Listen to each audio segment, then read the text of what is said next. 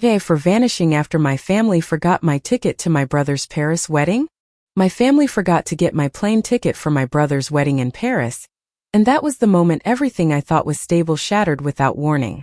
I never imagined that their simple silence could hurt more than any word, nor that a door closing behind me would mark the beginning of something irreversible. While they celebrated far away, I understood that the deepest betrayal does not always scream.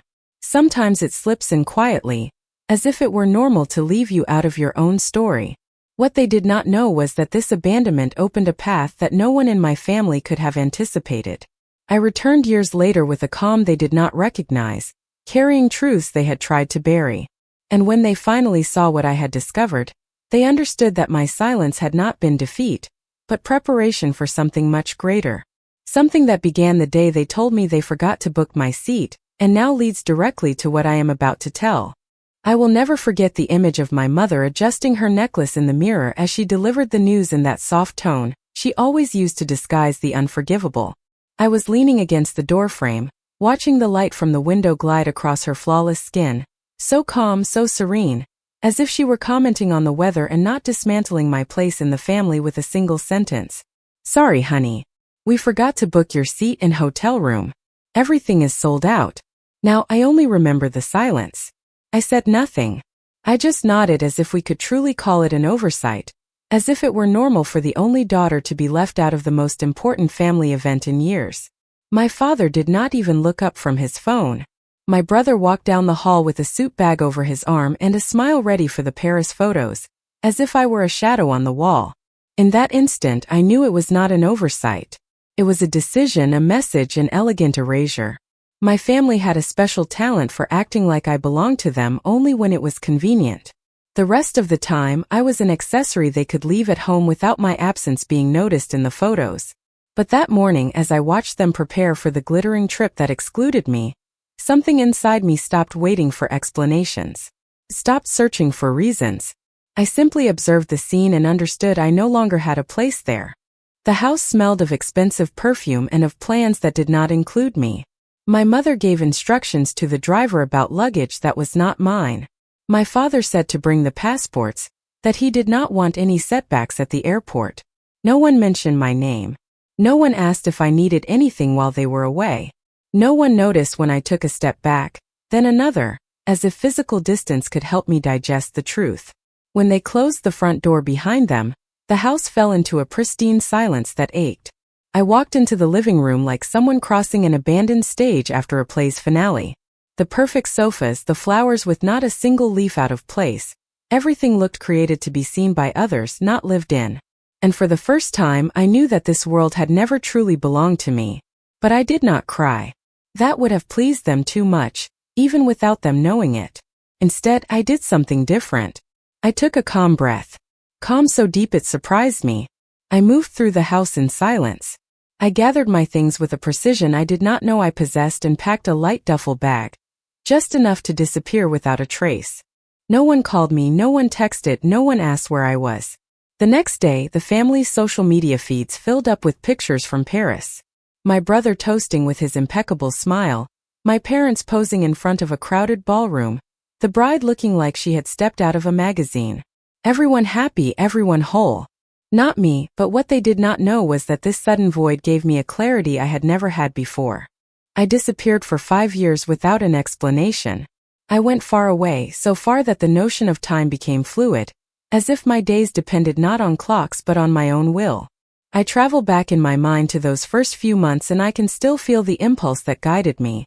A quiet, constant desire that did not seek to make noise, only to grow. While the world continued at its own pace, I patiently rebuilt every fragment of my life. I learned to observe, to move without being detected, to understand the language that exists behind what people show. I began to see patterns where others saw coincidences, to hear what was left unsaid. It was as if the exclusion they had imposed on me had awakened a kind of insight I never before possessed. I was no longer hurt, no longer sad, no longer lost. I was preparing. Every day I spent away from them was like honing a tool. I was in no hurry. I knew the opportunity would present itself at exactly the right time. And finally, 5 years later, a message arrived, brief, formal, cold. My mother wrote, We are reorganizing some important matters. When you have time, we would like to talk. There was no affection. There was no apology, only that proper empty tone they always used to disguise urgency. I remember leaving my phone on the table. I looked out the window. A faint light streamed in, as if gently pushing at the edges of my memory. And right then, I understood that the time had come to close a circle they did not even know they had opened. I did not reply immediately. Hours passed before I sent a simple, "Of course." Nothing more. 2 days later, I returned to the city I had left behind. I returned in a different skin with a different gaze. I felt like a more precise, more silent, more resolute version of myself. As I drove my rental car toward the house where I grew up, I noticed details I had previously ignored. The freshly painted facade, the meticulously trimmed garden, the new security cameras on the gate corners. Everything looked impeccable, all designed to project an image of control. But when the door opened and I saw my mother, the first thing I noticed was not her smile, but the slight tremor in her fingers. My father greeted me with a brief gesture, as if unsure how to manage his mixture of surprise and caution. My brother was not there, but his absence did not affect me. It was clear to me that every piece was in its place, and those that were missing would soon fall under their own weight. I entered without rushing. I crossed the living room, observing each object as if seeing it for the first time. My mother invited me to sit. My father mentioned a financial matter that needed to be sorted out, as if I had always been a fundamental part of their decisions. They were trying too hard to sound affectionate, which only confirmed that something was beyond their control. As I listened, I did not interrupt, I did not question, I did not show surprise. All I did was observe them with a calm that made them more uncomfortable than any words could. My mother avoided my gaze. My father spoke in short sentences. It was evident that something about my presence reminded them of a debt they had never acknowledged. When they finished explaining their reasons, they asked me to consider helping with certain affairs. I simply said, "I will think about it." My response disconcerted them. They expected urgency, enthusiasm, need. They got none of it. I rose from my chair and walked to the large window overlooking the backyard. I needed to get a good look at the reflection of the place where I had once tried to fit in. And there, observing the house from within, I felt a moment of silence that was not empty, but a beginning. I looked at my parents and said calmly, "I want to see everything first." They glanced at each other with an anxiety they did not try to hide. I had returned, yes, but not on their terms. And although they did not yet know the extent of what was to come, they were beginning to sense that my absence had not been an escape, it had been a preparation. I left the house before they could try to say anything else. The air was mild, and as I walked down the driveway, I felt the same clarity as the day I left. Only now there was a purpose aligned with every step. The city was the same, but I knew that the next time I walked through those doors, it would not be as a forgotten daughter. It would be as someone returning to reclaim a space that should never have been contested. When I left the house that afternoon, I thought I would need time to analyze their intentions, but it was not necessary. That very night, as I moved through the city I once called home, I felt with an almost cold clarity that my parents had not called me out of affection or genuine concern. There was something hidden behind that invitation, something they could not handle alone, and that, for some reason, they believed I would resolve without asking too many questions. That detail confirmed that they had understood nothing about the person I had become. The next morning, I returned to their house, not out of obligation, but because I needed to see the lay of this new land where they intended to include me. My mother opened the door immediately, as if she had been waiting just behind it. She wore an expression that tried to appear calm, but the tension in her jaw betrayed her. She greeted me with a short phrase and led me to the living room, where my father was already watching me from the sofa with a mix of prudence and calculation. This time I spoke first. "I want to see exactly what you need." My words hung in the air, and I could see them exchange a silent look. My mother approached the coffee table, opened a leather portfolio, and slid it toward me with a studied smoothness, as if afraid any sudden movement could ruin everything. Inside were documents, bank statements, names, and a list of commitments I did not recognize. My father cleared his throat before saying, "These are matters that require discretion," a word my family always used when what they really wanted was to hide their own mistakes. As I reviewed the papers, I discovered that some of their properties were under review for administrative issues they had ignored for far too long. This situation was beginning to squeeze them from several sides. I was not surprised.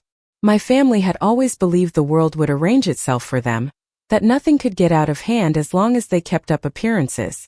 But now the cracks were visible, and instead of facing them, they had decided to call me when they could no longer hide them. My mother tried to smooth things over, saying they needed someone to look at everything from the outside. From the outside is exactly where you left me, I thought, but I did not say it. There was no need. I closed the portfolio and left it on the table. I need to see each location in person, I said. My father nodded slowly, as if expecting a different response, but I added nothing. We left together in his car. The drive was silent, almost fragile. My parents seemed to treat me with a delicacy they had never shown before, as if they feared one wrong question might unleash something they still did not comprehend. I just watched out the window, identifying the changes in the city, the new high-rises, the colors I had not detected before. And in the midst of that drive, I noticed something unexpected. They had changed too, not through growth but through wear. First, we visited a small commercial property, then an apartment building where my father had invested without doing any due diligence. Everything was more dilapidated than they had imagined. The problems were not recent. They had been brewing for years, precisely when I was away. The irony was so apparent I had to stifle a breath. For 5 years they had been building a castle without a foundation, trusting that the facade would be enough. Now they were coming to me because the structure was starting to lean. As we walked down a narrow hallway in the building, my mother mentioned that my brother could not help because he was busy with new commitments. New commitments. Another elegant way of saying he preferred to stay far from the family mess, and that somehow they all thought I, the forgotten one, was the most convenient solution. We spent hours touring spaces that seemed to store secrets in every corner. All showed signs of neglect, impulsive decisions, and unacknowledged errors. Every detail was a piece that fit with too much precision into the pattern I had already anticipated. I did not need them to explain anything. I was seeing it with my own eyes, silently forming the structure of my next move. At the end of the afternoon, we returned to the house. My mother insisted I stay a moment longer. I entered my father's home office, where he waited for me with a grave expression. On his desk was another portfolio, this one thicker than the first. "There is something else you need to see," he said. I opened it. Inside, I found documents related to a family foundation I knew nothing about. Reports, meeting minutes, accounts, all with obvious irregularities. My father avoided my gaze. My mother stood by the door as if ready to shut the topic down if I showed the slightest reaction, but I kept reading without a word. What I found there revealed not just carelessness, but deliberate decisions, non-transparent transactions, and responsibilities that had been passed between them until the structure could no longer hold. And then on the last page I saw it, my name. My name was associated with a position on the board I had never held, a role they had used as a front without informing me, as if my absence had been an advantage to them. That detail was the clearest of all. They had not forgotten my existence. They had used it. I closed the portfolio calmly. "I understand," I said. My father opened his mouth to offer some justification, but I stopped him with a minimal gesture. I did not need explanations. I wanted to see how far they were willing to go, and the answer was right in front of me, as far as I would let them. I stood up from the chair and looked around the office. Everything looked exactly as I remembered, but now the space felt different. It was no longer the place where family decisions were made. It was a room full of undisclosed history. My mother stepped a little closer. "Can you help us?" Her voice had a softness that sounded more like fear than affection. I answered without taking my eyes off the desk. "I can take care of it, but on my terms." The phrase hung in the air like a taut rope. They understood it, even if they did not yet know what it implied. And without another word, I walked out of the office. When I reached the hallway, I saw a new photo album on a console table, still in its cellophane wrapper. It had the same glossy cover as the last one, but with photos I had not seen. Recent gatherings, family celebrations, perfect moments. None of them included my face. I looked away immediately. This was no time to look at more edited memories. I walked to the front door. Before leaving, I glanced back at the interior of the house. It was the same impeccable scene as always, but now it was held together by threads that were far too fragile. They thought they had called me to put out a fire. They could not imagine that the fire was not outside but within, and that I was the only one who had clearly seen the spark.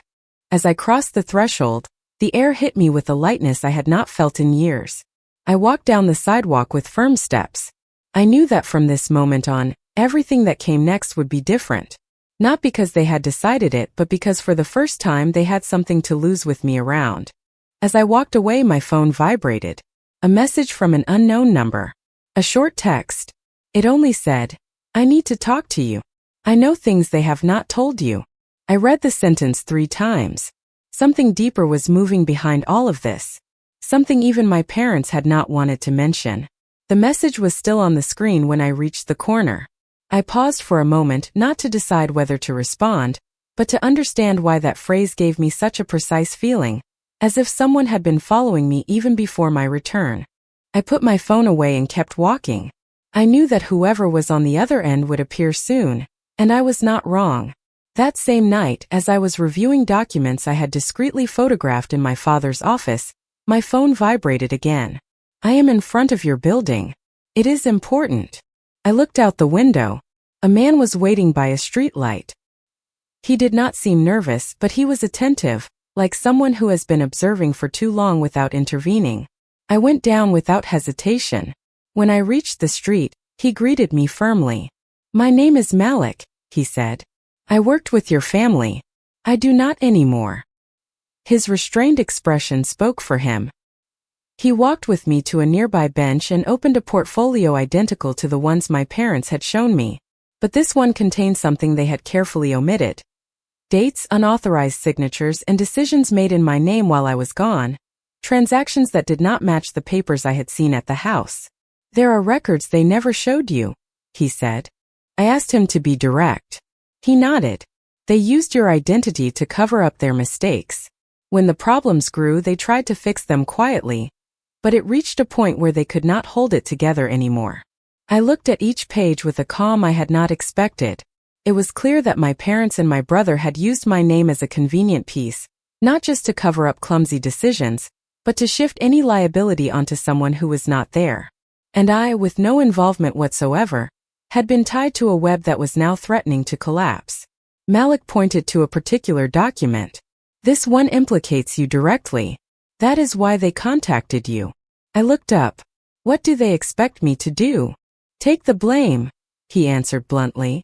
"Or at least part of it. That protects them." The clarity of the situation was almost liberating. After all these years, there was no change in how they saw me, just a new attempt to use me as a shield. I closed the file and handed it back to him. Malik noticed something in my gaze because he added in a lower voice, "I warned them this would not stay hidden, but they did not listen." I asked him to send me digital copies of everything. He agreed without question. Before he left, he said, "If you decide to act, do it soon. They are already making their moves." I returned to my apartment with a determination that needed no words. I opened my digital files of the documents and compared them with the ones Malik had given me. The differences constructed a complete story. They had tried to correct their own mistakes by manipulating my name. Then, seeing the situation spiral out of their control, they had called me to convince me to shoulder part of the weight. Without rushing, I organized all the information. Each page was a piece that fit into a plan that could not be improvised. When I finished, the clock read past midnight. I did not feel tired, only a precise lucidity. The next morning I called my parents. I asked to see them at their house. They did not ask why. I arrived without announcing the exact time. My mother opened the door with an anxious air, as if she had spent hours anticipating a conversation she would not know how to handle. My father was in his office, reviewing something he put away with excessive care. I sat down across from them and placed the organized folders on the coffee table. "Before we continue," I said, "I want you to listen without interrupting." They did not speak. Perhaps out of fear, perhaps out of curiosity. I began to show them document by document, pointing out the discrepancies, the omissions, the unauthorized signatures, and the extensive use of my identity in situations I had never known about. Their expressions shifted with each page.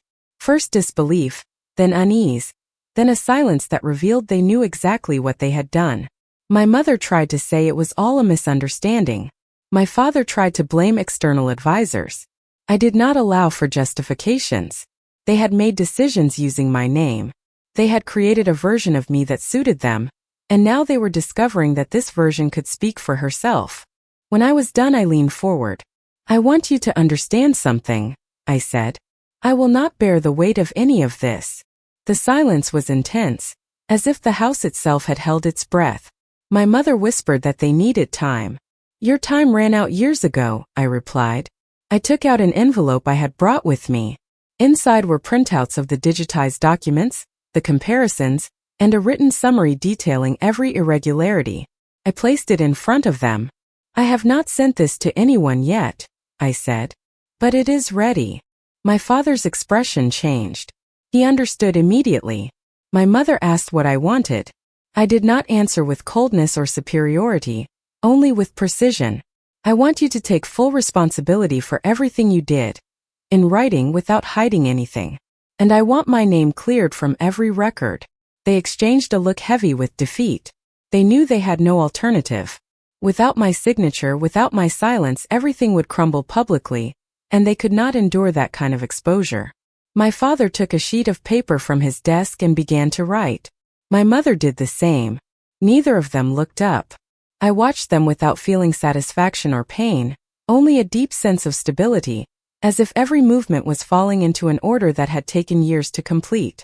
When they finished, they signed the documents. I collected them without rushing and stood up. "This is not revenge," I said. "It is clarity." I walked toward the door. My mother called my name, but I did not answer. Not because I did not want to hear her, but because there was nothing left to add. I opened the door and stepped out. The light outside was soft and steady, indifferent to the tensions of the house I was leaving behind. As I walked down the sidewalk, I received a message from Malik. "It is over," I replied. "Yes." I kept walking without looking back. There was no need. The story had closed its own circle, and I had exited through a door they never allowed me to enter, by my own will, with my name intact, and with a silence that no longer held any weight. One step after another, I felt the city return to its true size. It was no longer a stage for old memories. It was a new place, a place that belonged to me for the first time. And as I crossed the street, I knew that this would be my final act toward them, moving forward without ever looking back at what they left behind. Comment. Watching this story unfold, I was struck by how the most powerful changes often happen in silence. It reminds me that true self-respect is not about loudly demanding validation, but quietly building a life that no longer needs it. Setting boundaries is one of the kindest things you can do for yourself. Sometimes stepping away from a painful situation is not an act of surrender, but the first step toward genuine healing. Holding others accountable for their actions is not about revenge. It is about reclaiming your story and peace of mind. We can learn to choose our peace over the need to be right or win a fight. That choice is a profound act of kindness to your future self. Your story is yours to write, and you have the right to edit out the parts that no longer serve you. Always remember that your well-being is the most important foundation you can build. If you liked it, don't forget to leave a comment and support the channel by subscribing.